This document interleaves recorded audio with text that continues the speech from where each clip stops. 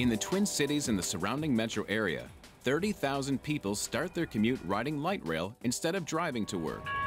In just 8 years, the train has been boarded more than 65 million times.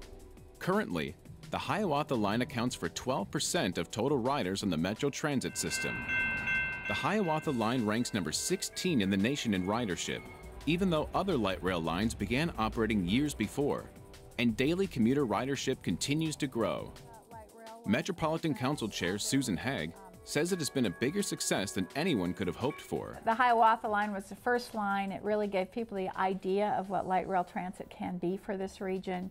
And it's the first leg on what will be really a fully integrated multimodal system. Eagan is a ways from the University of Minnesota, so taking the light rail is really convenient, and I save up on gas too. Commuters and riders enjoyed the trip along Hiawatha Avenue more than 10 million times last year, breaking the annual record. Cheaper than paying for parking, and it's you don't have to deal with traffic. The Hiawatha line runs a little over 12 miles, connecting various job epicenters, including 160,000 jobs in downtown Minneapolis, the University of Minnesota, Augsburg College, and the VA hospital. 80% of riders are heading to work or school. Gone are the days of spending $30 for parking.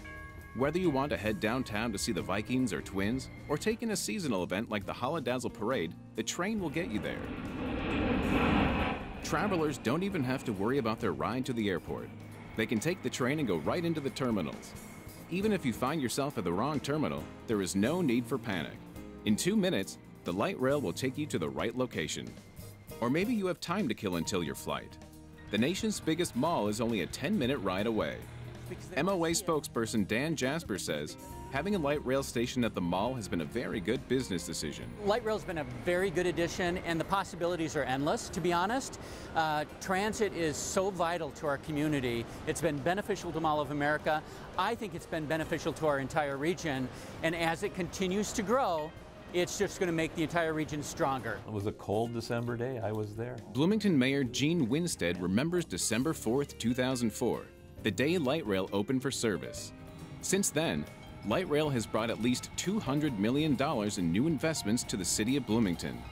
One of them is Reflections Condominiums, a mere block away from Bloomington Central Station, and they house 263 units. It has provided additional new development in there in the form of some condominiums that were planned, but the light rail has definitely helped them. It's now also been a factor in the development of the Radisson Blu Hotel adjacent to the Mall of America. These developments are good examples of how Hiawatha helped communities withstand the recent economic challenges.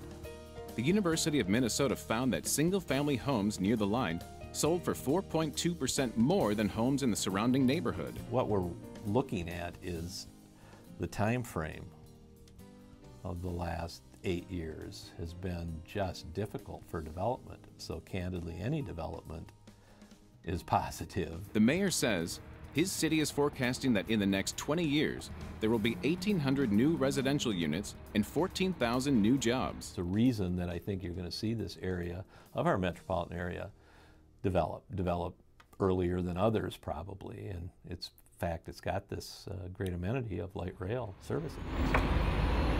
Since the light rail broke ground in 2000, Minneapolis has also had a big uptake in new construction. Nearly 10,000 housing units have been built or are under construction, with another 3,700 units proposed by developers along the Hiawatha corridor. In total, light rail has brought over 10,000 units to both Minneapolis and Bloomington, with almost 4,500 more proposed. It's been a huge success. United Properties purchased the historic Ford Center right by the Target Field Station in 2007 and renovated the 1912 building where Ford Model Ts were manufactured. Within 10 months of its 2012 grand opening, the building was fully leased. John Saunders, with United Properties, says the proximity to public transit is exactly what brings in the tenants to the Ford Center. First thing they say is they love the feel of the building. It's an historic renovation. And the second thing they say is they like the transit. For businesses, it's the light rail, the commuter rail, and the bike trail and all the public transportation that comes here. We think this is just a great neighborhood. It's going to continue to develop. The housing is developing. And really, so much of it stems from the light rail and the other transit that's right at this location. Literally, the building was totally gutted. Premier local architecture firm HGA directed the renovation of the historic building and was also its first tenant. They brought about 300 employees to the Ford Center.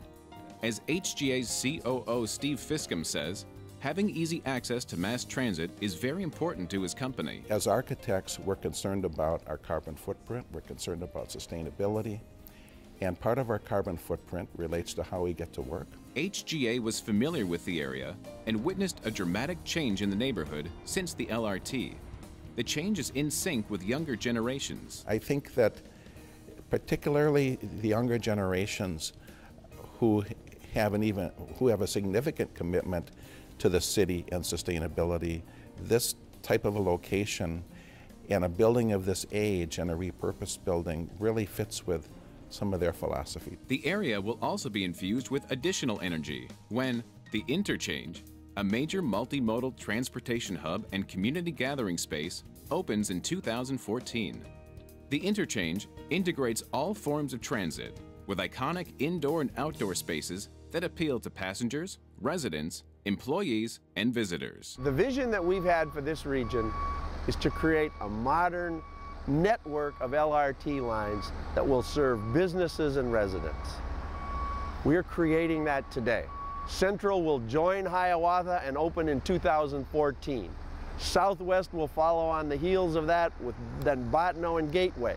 We are creating the modern transportation system for the 21st century. These LRT lines are going to be an integral part of it.